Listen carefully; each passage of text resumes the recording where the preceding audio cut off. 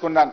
అదేవిధంగా Kiran Bedi versus committee of enquiry 1989లో Kiran Bedi versus committee of ఎంక్వైరీలో 8B కింద నోటీసులు ఇవ్వకుండా విచారణ చేస్తే ఆ రోజు కోర్టు ఏం చెప్పిందంటే this report should be null and void, it is illegal and it must be ignored అని ఎవరు చెప్పిండ్రు? సర్వోన్నత న్యాయస్థానం సుప్రీం కోర్టు చెప్పింది. ఈ రిపోర్టు చెల్లదు, ఈ రిపోర్టు న్యాయబద్ధం కాదు, ఈ రిపోర్టు లెక్కకు రాదు అని సుప్రీం కోర్టే కుండ బద్దలు కొట్టినట్టు చెప్పింది. ఇకపోతే LK Advani versus state of Bihar, LK Advani గారి మీద కూడా ఇలాంటి కమిషన్ ఆఫ్ ఎంక్వైరీ చేస్తే 8B కింద నోటీస్ ఇవ్వనందుకు 2003లో ఎల్కే అద్వానీ గారు బీహార్లో పాట్నా హైకోర్టులో కేసు వేస్తే నన్ను 8B కింద విచారించలేదు, ఇది తప్పు అన్నప్పుడు బీహార్లోని పాట్నా హైకోర్టు ఆ కేసును కొట్టివేసింది. అప్పుడు బీహార్ రాష్ట్రం సుప్రీంకోర్టుకు అప్పీల్ పోతే సుప్రీంకోర్టు కూడా 8B కింద నోటీసులు ఇవ్వకపోతే ఈ ఎంక్వైరీ రిపోర్ట్ చెల్లదు అని చెప్పి సుప్రీంకోర్టు కూడా కొట్టివేసిన విషయాన్ని గుర్తు చేస్తున్నాను.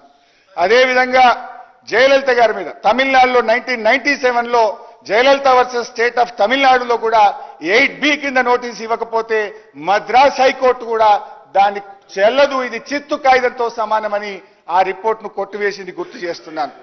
సరే, లాస్ట్ ఇక మీరు ఇందిరమ్మ రాజ్యం అంటారు కదా, ఇందిరమ్మ మీద వేసిన కమిషన్ కూడా ఉంది ఒకటి. ఆనాడు ఇందిరాగాంధీ గారు 1975లో దేశంలో ఎమర్జెన్సీ విధిస్తే అప్పుడు అధికారంలోకి వచ్చిన జనతా ప్రభుత్వం ఇందిరాగాంధీ గారి మీద షా కమిషన్ వేసింది. షా ఎవరు? సుప్రీంకోర్టు ప్రధాన న్యాయమూర్తి. మా ఉత్తమ్ గారు అంటున్నారు, అరే సుప్రీంకోర్టు న్యాయమూర్తి తీర్పునే తప్పు పట్టరా, సుప్రీంకోర్టు న్యాయమూర్తిని మీరు పీసీసీ రిపోర్ట్ అంటారా అన్నారు. ఆ రోజు కాంగ్రెస్ నాయకులు దేశమంతా ధర్నాలు, రాస్తారోకోలు, షా కమిషన్ ఇది కక్షపూరితమైనది, ఇది రాజకీయ ప్రేరితమైనదని దేశమంతా సుప్రీంకోర్టు ప్రధాన న్యాయమూర్తికి వ్యతిరేకంగా మీరు ధర్నాలు చేస్తే ఒప్పు, ఈ చెత్త రిపోర్ట్ను తప్పంటే మాది తప్పైతుందా అని నేను అడుగుతా ఉన్నా. అధ్యక్ష, అయితే ఆ రోజు మినిస్టర్ గారు సార్, ఇప్పుడు గౌరవ శాసనసభ్యులు హరీష్ రావు గారు వారు కోర్టులో వాద్యం వేశారు. అధ్యక్ష, నేను నిజంగా చెప్తా ఉన్నా, ఈరోజు వారి ఆర్గ్యుమెంట్స్ వింటా ఉంటే సుప్రీంకోర్టు అడ్వకేట్కి సంబంధించి వారు పాపం సీనియర్ కౌన్సిల్ని హైర్ చేసి తీసుకొచ్చారు. అధ్యక్ష, వారే స్వయాన పోయి వాదిస్తే బాగుంటుండే. అన్ని మీ వాద్యానికి సంబంధించి అన్ని అంశాలు కూడా రేపు హైకోర్టు ముందట ఉంది. అధ్యక్ష, హైకోర్టు ముందట మీరు ఇవన్నీ అంశాలు కూడా మీరు పెట్టిండ్రు, మీ అఫిడవిట్లో అన్ని అంశాలు కూడా పెట్టడం జరిగింది. సో మళ్ళా తిరిగి ఇక్కడ మేము టెక్నికల్ ఆస్పెక్ట్స్ సంబంధించిన అంశం ఒకటి మీరు చెప్పినా కానీ ఈరోజు మేము చెప్తా ఉన్నాం. అధ్యక్ష, మీరు చెప్తా ఉన్నారు ఫెయిర్నెస్ ఆఫ్ ఎంక్వైరీ.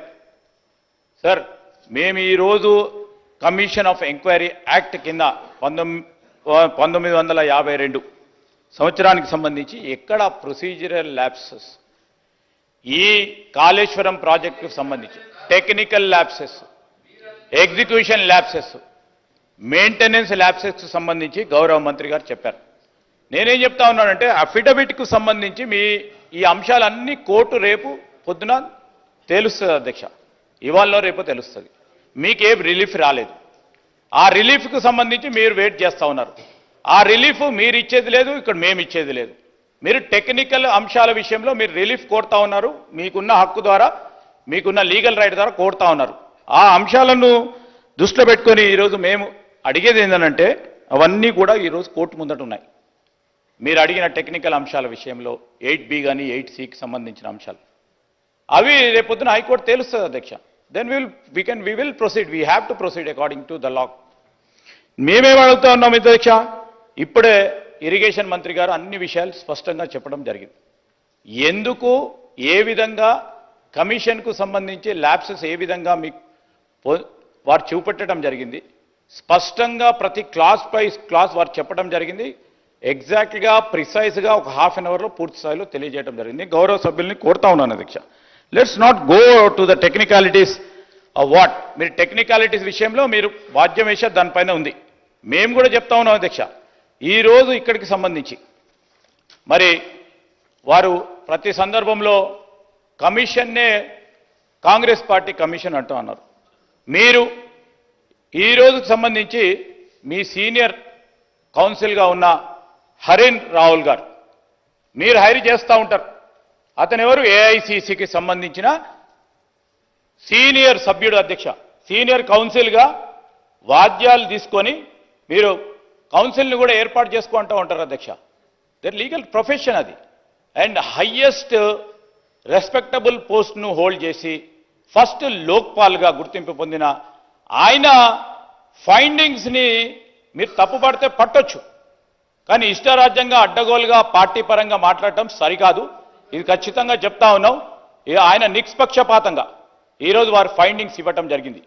మా బాధ్యతలో భాగంగానే ఈరోజు మేము సభలో పెట్టడం జరిగింది. దానిపైన మీకు ఏమైనా అభ్యంతరాలు ఉంటే ఆ విధంగా కార్యక్రమం చేయండి. కానీ వారు లేచి పార్టీ పరంగా మాట్లాడతామంటే ఆ రోజు ఇందిరాగాంధీకి సంబంధించి ఆ రోజున్న కక్షపూరిత, మేము ఇప్పుడు ఇంతకుముందు చెప్పారు, కక్షపూరితంగా చేస్తే రెండో రోజే ప్రభుత్వం వచ్చిన రెండో రోజే రాజకీయ కక్ష మొదలైతా ఉండే.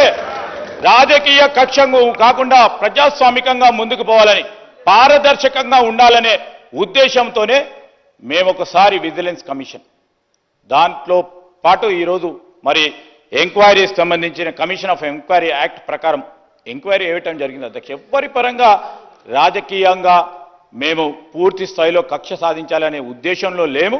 కానీ వాస్తవాలు తెలిపే ప్రయత్నంలో ఇంతకుముందే ఉత్తమ్ కుమార్ రెడ్డి గారు చెప్పారు, వాస్తవాలు ప్రజలకు తెలిసే కార్యచరణ తీసుకుంటాం అధ్యక్ష. దయచేసి దాన్ని రిస్ట్రిక్ట్ చేసి ఇది కాదు అని చెప్పండి. కానీ ఎప్పుడో షా కమిషన్కు సంబంధించి లేకుంటే ఇతర కమిషన్లకు సంబంధించిన అంశం కాదు. ఆ రోజు రాజకీయ కక్షతోని ఆనాటి ప్రభుత్వాలు చేస్తే ఈ రోజు మేము ఆ విధంగా చేపట్టలేదు. చేపడితే 2 సంవత్సరాలు ఎందుకు అధ్యక్ష? ఎందుకంత 2 సంవత్సరాలు? హరీశ్రావు గారు వాహ్, ఏం చెప్తే శ్రీధర్ అన్న, డబుల్ స్టాండర్డ్స్ అంటే ఇది కాంగ్రెస్ పార్టీకి మీకే వస్తుంది శ్రీధర్ బాబు గారు.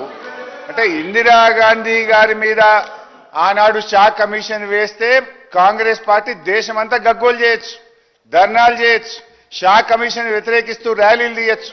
ఆ రోజు షాను మీరు ఏ రకంగా దిక్తారో మొత్తం కటింగ్స్ ఉన్నాయి, చదవమంటే చదువుతా, మొత్తం తెచ్చిన. కానీ టైం లేదని నేను పోవట్లేదు. ఆ రోజు షా కమిషన్ ప్రణబ్ ముఖర్జీ గారి మీద, ఇందిరాగాంధీ గారి మీద వేస్తే దేశం మొత్తం కాంగ్రెస్ నాయకులు ఏమేం మాట్లాడినరో, సుప్రీంకోర్టు ప్రధాన న్యాయమూర్తిని ఏ రకంగా దుర్భాషలాడారో చదవమంటే చదివి వినిపిస్తా. సబ్జెక్ట్ లకు బోదలుచుకున్నా. అయితే అధ్యక్ష, before I going to subject ఇంకొక 2 విషయాలు చెప్పి సబ్జెక్ట్ లకు పోతా అధ్యక్ష. అయితే ఆ రోజు షా కమిషన్ వేసింది దేని మీద అధ్యక్ష? ఎమర్జెన్సీ పాలన మీద విచారణ జరిపింది. విచారణ జరిపింది ఎవరు అధ్యక్ష? కాదు, మీరు సబ్జెక్టు మాట్లాడండి. మీరు సబ్జెక్టు మాట్లాడండి. ఇప్పుడు మంత్రి గారు చాలా స్పష్టంగా చెప్పినారు, మీరు అందకపోకుండా మీరు టైం ఎందుకు వేస్ట్ చేస్తున్నారు? మీరు సబ్జెక్టు మాట్లాడండి. హరీశ్రావు గారు మాట్లాడండి. ఇప్పుడు స్పీకర్ సార్, ఇవాళ మీరు ఎజెండాలో పెట్టిందే ఘోష్ కమిషన్ నివేదిక. So that's why I'm talking on the commission. ఇది సబ్జెక్ట్ కాకపోతే ఆనాడు విచారణ దేని మీద? ఎమర్జెన్సీ పాలన మీద. చేసిందెవరు?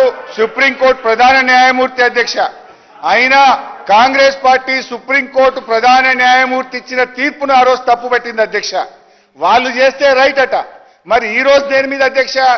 తెలంగాణ రైతుల కష్టాలు తీర్చే కాళేశ్వరం ప్రాజెక్టు మీద కుట్రపూరితంగా వేసిన కమిషన్ విధి విధానాలను కాలరాస్తూ, చట్టాన్ని తుంగలో తొక్కుతూ, ప్రతివాదనలకు అవకాశం ఇవ్వకుండా ఏకపక్షంగా ఇచ్చిన రిపోర్ట్ను మేం తప్పుపట్టడం కరెక్ట్ కాదు అని శ్రీధర్ బాబు గారు మాకు శుద్ధులు చెప్తా ఉన్నాడు.